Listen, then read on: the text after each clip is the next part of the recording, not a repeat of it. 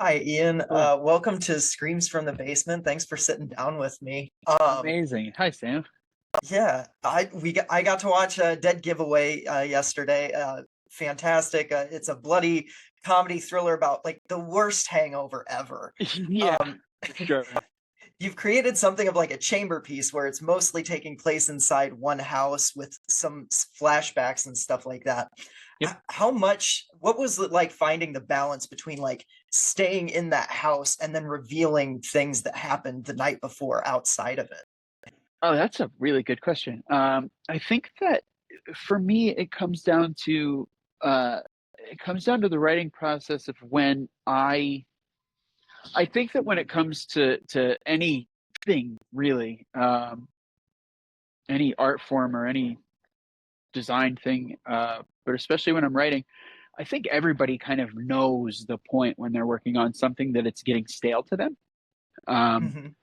and I think if when I was writing it, I think if it ever came to the point where I was writing a scene and I was like, I feel like I need something more here. Like I as a fan and as an audience member, I need something here. It's like, okay, that's where I'm gonna write, and I'm gonna give another little bit of a taste to people of, another clue, another thing that happened.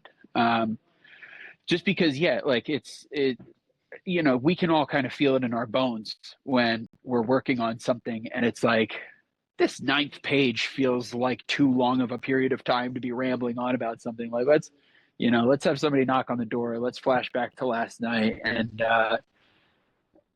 change the look and change the vibe for a second, because in the house everything's very bright and very chaotic and very insane, Yeah. but then the flashbacks at night are very dark and they're very neon and they're very kind of chill and smooth.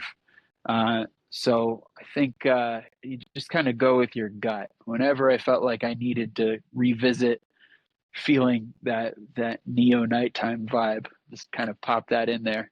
Yeah. Awesome. This is such a chaotic narrative too. Like there's so many moving pieces throughout. Like did you have a hard time in the writing process and even in the editing process kind of keeping these threads straight and like I'm imagining like a cork board with a bunch of yarn pieces like going across Yeah, it and stuff. you'd think not really. No, I didn't, Yeah. because I didn't. Yeah, I'm not really one to ever like map out what I'm going to write before I start writing it. I just kind of Okay. start writing. Yeah. And so, when I started writing this, it was very much like a girl. Like Jill got her name because I was in a coffee shop and the barista's name was Jill, and she was like, yeah, a girl wakes up next to a dead body. All right, how do I make that different? Make it funny. Okay, cool. And then what does she do? She calls her friend. All right. And then, like, what's the first thing that can go wrong? She has a roommate that she has to hide this from. And so, as I kept going, it was sort of like I would just write myself into a corner. Like I was saying before, if I get to a moment where something felt stale, it's like, all right, let's have somebody knock on the door. Let's have them find something new. Let's throw another nail under their tire and see how they handle it. Um, because once those two girls are together and once they get moving, I could throw a football team with baseball bats at them, and like they would deal with it somehow. You know what I mean? And like I would have to watch them kind of handle it. So all of those strings coming back together, I think, and lining up was just a matter of writing and then rewriting and then rewriting and finding the holes that I left open, and then having them deal with those. Um, yeah, it was just it was a really really fun process. I honestly, the one thing that I haven't said out loud yet is how much I'm going to miss writing this movie. Like I had so much fun with it for exactly what you're saying. Like the second something would get weird, it's like, oh, well, let's just toss this in there and see what happens and watch how they respond to it. So I'll miss them. It was fun. Yeah, yeah. Well, and you have this cast that brings these characters to life so beautifully. Like Ruby Modine and Mikaela Hoover have such great chemistry. Yeah.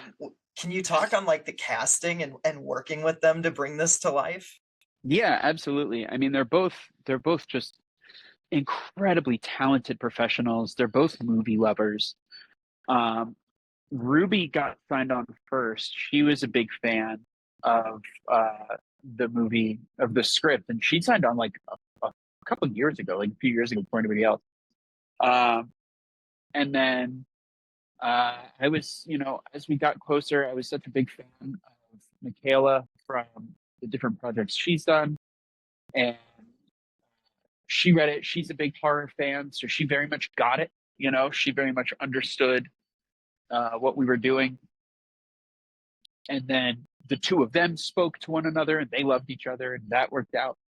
Uh, and then once we were on set and they were together, because it's very dialogue heavy, the two of them just started going off, and we're bouncing off of one another to the point where, like, I had a very easy job. I just kind of let them run. And every once in a while, I would be like, "Hey, try this way," and then they would, and it would go off in another tangent. So yeah, they're just movie lovers and wonderful people and funny people, and definitely made my job easier. Yeah, yeah, and then you bring in Scout Taylor-Compton, who's like, Yeah. horror royalty at this point. Yes. And she's playing, I guess not necessarily against type, but like, she's just giving it all Yeah. in this movie. What was it like bringing her on? And She's were a you, yeah, she's a firecracker, man. She's so cool. And again, just like another incredible professional, another super funny person, super talented person. She actually got involved because she did a movie with Buddy, the guy that plays Mark, who sits in the chair and oh, gets cracked with the blender. Um, he's a close friend. I've worked with him before in the past on other projects, and I was, still casting Vicky, and uh, Buddy was like, "Dude, you should call Scout," and I did, and it was again the same thing where like she just vibed with it very well. And then when she showed up on set, it was just like the energy level changes. You know what I mean? Like yeah, she came with this just very prepared and thought out and hilarious character, and it went gangbusters. It was awesome. So yeah, I mean, I was, as a first time writer and director, I was awfully lucky to have myself surrounded by such talented people. yeah, absolutely. And you also you co-edited this movie too, Yeah. and it's got such a unique, like, it's such an offbeat sense of humor, and there's like such a rhythm to it. How did you find that in the edit? How did you find the like pacing and the rhythm of it? I think I've always been a punk rock fan. I was in Yeah, punk bands when I was younger, and I think just the kind of driving factor of that, along with jazz music. I'm a big music fan in general, and so I think the musicality of pacing in dialogue and in movies is what really stands out. And if you can watch a scene and almost like snap along to it the way you would a song, or bob your head along to it the way that you would a song, it you can tell that it's going well, and yeah, if the rhythm's off at any point, then that's where on set it was very much my job as the director to kind of make sure that they stayed on this rhythm and make sure that the rhythm played out. But then in the editing department, it made it even easier, just because of their great performances and what we were able to do, that cutting it together was a very easy and fun and very musical process.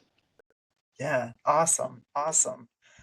Yeah, so to finish off, we always do a double feature question, because Oh, we love a cool. double feature on this show. So if Yeah, you who were gonna doesn't? pair Dead Giveaway with any other movie to either play before or after for like the ultimate double feature, what would you pick? Oh man, that's really good. um and I have to give one answer. Yikes. um We've had people give multiple. yeah, but I think one is more fun. Yeah. I'd go with Jawbreaker.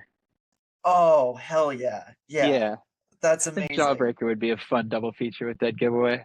Yeah, tonally, they work so well together. Yeah, Yeah, yeah, absolutely. that'd be a good That's night. amazing. Yeah. Well, Ian, thank you so much. Really enjoyed Dead Giveaway. It's so Oh, much cool. fun, and I can't wait for people to see this and yeah, That's Enjoy it too. amazing. Dude, Sam, thanks so much. I really Yeah. appreciate it. Thank you.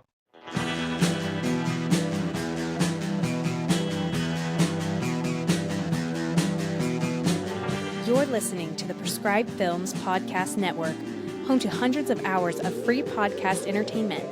The shows on this network all have a common goal, providing you with the best discussions about movies and other forms of entertainment media. The PFPN hopes to fill your earholes with audio joy. Visit our website with links to all the other amazing shows at www.thepfpn.com. Thanks for listening.